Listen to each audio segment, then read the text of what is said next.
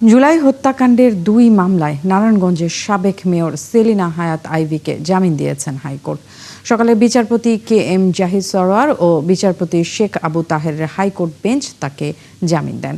এদিকে সেলিনা হায়াৎ আইভীর আরও ৫ মামলায় হাইকোর্টের দেয়া জামিনের বিষয়ে আগামী রোববার আদেশ দেবেন প্রধান বিচারপতির নেতৃত্বাধীন আপিল বিভাগ। এদিকে ৭ মার্চের ভাষণ বাজানোর ঘটনায় শাহবাগ থানার সন্ত্রাস বিরোধী আইনের মামলায় ঢাকা বিশ্ববিদ্যালয়ের শামসুন নাহার হল সংসদের সাবেক ভিপি শেখ তাসনিম আফরোজ ইমিকে জামিন দিয়েছেন হাইকোর্ট।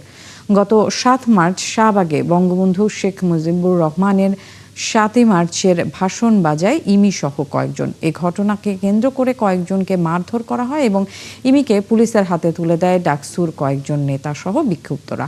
এদিকে উচ্চ আদালতের নির্দেশ অমান্য করায় স্বাস্থ্য সেবার ডিজি ডাক্তার সুভাষকে হাইকোর্টে তলব করা হয়েছে ১৯ মে।